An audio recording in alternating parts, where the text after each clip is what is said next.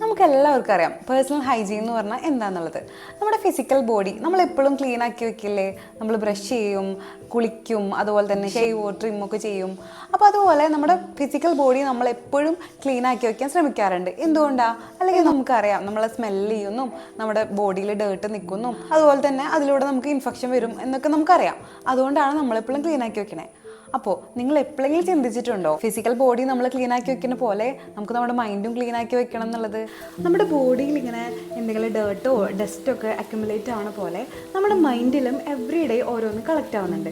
അതായത് നമുക്കിങ്ങനെ സ്ട്രെസ് ഉണ്ടാവണത്, അല്ലെങ്കിൽ നമ്മളിങ്ങനെ സ്ക്രോൾ ചെയ്യുമ്പോൾ എന്തെങ്കിലും കാണുമ്പോൾ നമുക്ക് വരുന്ന കമ്പാരിസൺസ്, നമ്മൾ പ്രകടിപ്പിക്കാത്ത ദേഷ്യം, അതുപോലെ നമ്മൾ തുറന്ന് പറയാത്ത കുറേ ഡിസപ്പോയിൻമെൻറ്റ്സ്, അതെല്ലാം മനസ്സിൽ ഇങ്ങനെ ഉണ്ടല്ലോ. നമ്മുടെ ബോഡി ഇങ്ങനെയാണോ എവറി ഡേ ഇങ്ങനെ വൃത്തികേടാവുന്നത്, അതുപോലെ തന്നെ ഇങ്ങനത്തെ ഇമോഷൻസ് ഒക്കെ നമ്മുടെ മൈൻഡിനെ വൃത്തികേടാക്കുന്നുണ്ട്. അതായത് മൈൻഡിൽ ഇങ്ങനെ അത് കെട്ടിക്കിടക്കുന്നുണ്ട്. അപ്പോൾ നമ്മളൊന്ന് ചിന്തിച്ച് നോക്കിയാൽ നമുക്ക് മനസ്സിലാവും ഇതിങ്ങനെ ക്ലീൻ ചെയ്യാണ്ട് കിടക്കണോണ്ടാണ് നമുക്ക് ചില സിംറ്റംസ് വരുന്നത്.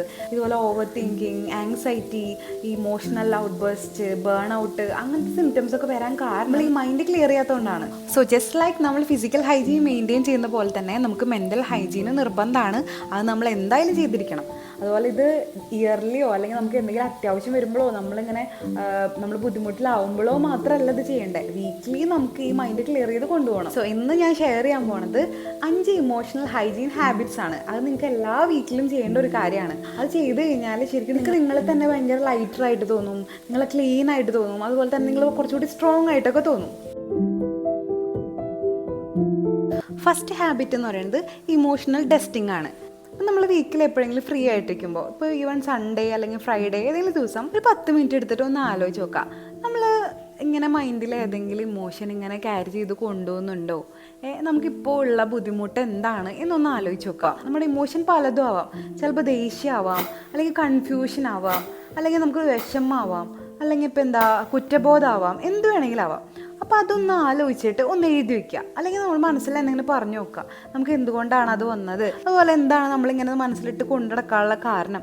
അങ്ങനെ നമ്മളൊന്ന് മനസ്സിലൊന്ന് ചിന്തിച്ച് നോക്കുക. ചില ഇമോഷൻസ് ഇങ്ങനെയാണ്, നമുക്കത് ഉള്ളിലേക്ക് എടുക്കുമ്പോൾ അത് എന്തുകൊണ്ടാണെന്നും എന്തിനാണ് നമ്മളതിങ്ങനെ ക്യാരി ചെയ്യണമെന്ന് നമുക്ക് മനസ്സിലാവില്ല. പക്ഷെ വൺസ് നമ്മളത് പുറത്തേക്ക് എടുത്ത് നമ്മൾ അതിനൊരു ഫോം കൊടുത്തു കഴിഞ്ഞാൽ, അതായത് ഇന്നത് കൊണ്ടാണ് എനിക്കിത് വന്നത്, ഇതാണ് എൻ്റെ ഇപ്പോഴത്തെ ഇമോഷൻ, അല്ലെങ്കിൽ ഇതാണ് എനിക്ക് ബുദ്ധിമുട്ട് തരുന്ന ഇമോഷൻ എന്നുള്ളത് നമ്മൾ മനസ്സിലാക്കി കഴിഞ്ഞാൽ അത് നമ്മളിങ്ങനെ റിലീസ് ചെയ്യാനും നമുക്കത് ഹീൽ ചെയ്യാനും എളുപ്പമായിരിക്കും.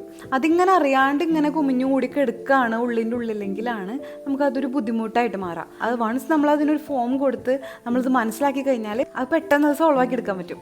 സോ ഇതാണ് name your emotion and release your emotion. നമ്മൾ ഉള്ളിൽ കെട്ടിക്കിടക്കുന്ന ഇമോഷൻ എന്താണെന്ന് മനസ്സിലാക്കുക, അതിനൊരു നെയിം ചെയ്യുക, അതിനൊരു ഫോം കൊടുക്കുക, അത് റിലീസ് ചെയ്യാനോ അല്ലെങ്കിൽ അത് ഹീൽ ചെയ്യാനൊക്കെ ശ്രമിക്കുക. ഹാബിറ്റ് നമ്പർ 2 എന്ന് പറയുന്നത് മൂവ്മെൻറ്റ് റീസെറ്റ് ആണ്. നമ്മുടെ ഉള്ളിലുള്ള എല്ലാ ഇമോഷനും ഉണ്ടല്ലോ, നമ്മൾ ചിലപ്പോൾ തുറന്ന് പറഞ്ഞു കഴിഞ്ഞാൽ അങ്ങനെ പുറത്തേക്ക് പോവില്ല.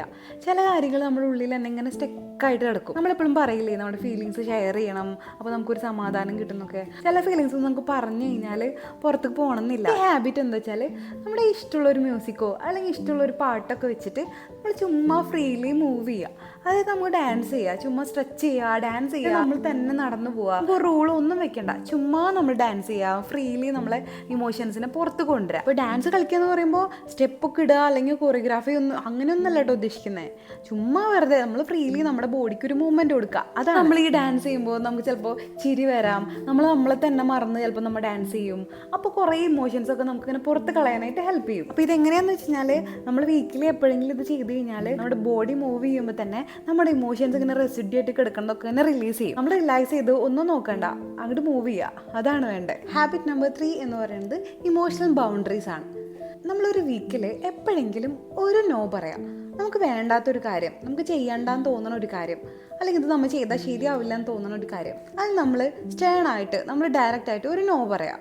അതിപ്പോൾ എന്തോ ആവാട്ടോ, നമ്മൾ പ്ലാൻ ചെയ്യാത്തൊരു കാര്യമാവാം, അല്ലെങ്കിൽ നമുക്ക് വേണ്ടാത്തൊരു ഫോൺ കോൾ ആവാം, നമ്മളൊരാളെ എന്തെങ്കിലും നിർബന്ധിച്ച് ചെയ്യിപ്പിക്കുന്ന ഒരു കാര്യം, നമുക്ക് ചെയ്യേണ്ടാന്ന് തോന്നുന്ന ഒരു കാര്യമാവാം, എന്ത് വേണമെങ്കിലും ആവാം. നമ്മൾ മനസ്സോടു കൂടി ചെയ്യുന്നതും നമ്മൾ ആ ഒരു കാര്യത്തിന് നമ്മൾ നോ പറയുന്നതും മെൻ്റലി അത് ഭയങ്കര ഡിഫറൻസ് ഉണ്ടാക്കും. സോ നമ്മൾ ഫേമായിട്ട് കൈൻഡായിട്ട് നമുക്കൊരു ഗിൽറ്റ് തോന്നാതെ, നമുക്കൊരു കുറ്റബോധം തോന്നാതെ, അല്ലെങ്കിൽ നമ്മൾ ഓവർ എക്സ്പ്ലെയിൻ ചെയ്യാണ്ട് നമ്മളൊരു നോ പറയുമ്പോൾ ഓട്ടോമാറ്റിക്കലി അത് നമ്മുടെ ബ്രെയിനെ ട്രെയിൻ ചെയ്യും. എനിക്കും ഒരു ഇമോഷണൽ സ്പേസ് ഉണ്ട്, അല്ലെങ്കിൽ ഐ ഡിസേർവ് ഇമോഷണൽ സ്പേസ് എന്നുള്ളത്. സോ ഇതിലൂടെ നമുക്ക് റിയലൈസ് ചെയ്യാൻ പറ്റുന്നത് നമ്മുടെ ഇമോഷണൽ ലിമിറ്റ് അല്ലെങ്കിൽ നമ്മുടെ ഇമോഷണൽ ബൗണ്ടറി അതൊക്കെയാണ്. And the fourth habit is emotional check in journal. നമ്മൾ നേരത്തെ പറഞ്ഞല്ലോ, നമ്മൾ ക്യാരി ചെയ്ത് കൊണ്ട് നടക്കുന്ന ഇമോഷൻ എന്താണെന്ന് നമ്മൾ മനസ്സിലാക്കുക എന്നുള്ളത്.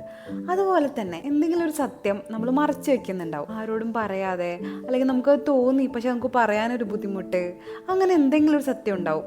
അപ്പോൾ അതെന്താണെന്നുള്ളതൊന്നും മനസ്സിലാക്കാതെ, ഫോർ എക്സാമ്പിൾ പറയുകയാണെങ്കിൽ നമുക്ക് ആ വീക്കിൽ എന്തിനോടെങ്കിലും പേടി തോന്നിയതായിരിക്കാം, അല്ലെങ്കിൽ നമുക്ക് ചെയ്യാനായിട്ട് ബുദ്ധിമുട്ട് തോന്നിയതായിരിക്കാം, അല്ലെങ്കിൽ നമ്മൾ പിന്നിലായി പോയി എന്ന് തോന്നിയതായിരിക്കാം, അല്ലെങ്കിൽ ഇപ്പോൾ ആരെങ്കിലും നമ്മളടുത്ത് ബിഹേവ് ചെയ്ത് നമുക്ക് ഇഷ്ടമില്ലാതെ നമുക്ക് പറയാൻ പറ്റാത്ത പോയതായിരിക്കാം.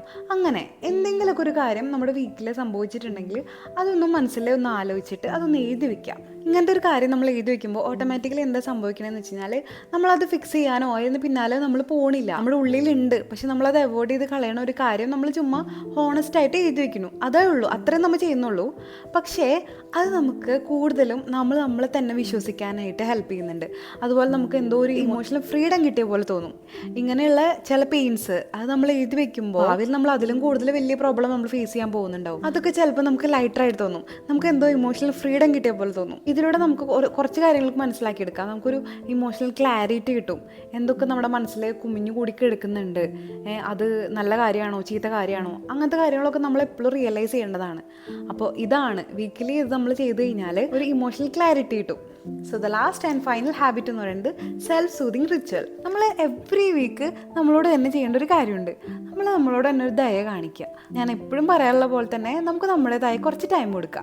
അപ്പോൾ ആ സമയത്ത് ഫോൺ സ്ക്രീനൊന്നും സ്ക്രോൾ ചെയ്യാതെ, അല്ലെങ്കിൽ എല്ലാ റഷും എല്ലാ തിരക്കും എല്ലാം മാറ്റി വെച്ച് കുറച്ച് സമയം നമുക്ക് വേണ്ടിയിട്ട് ഒന്നിങ്ങനെ ഒരു ക്യാൻഡിൽ കത്തിച്ച് അവിടെ ഇരിക്കാം, അല്ലെങ്കിൽ ഒരു ടീ എടുത്ത് നമുക്ക് റിലാക്സ് ചെയ്തിരിക്കാൻ പറ്റണ എവിടെയെങ്കിലും പോയിരിക്കാം, അല്ലെങ്കിൽ ഒരു ജേർണൽ എഴുതാം.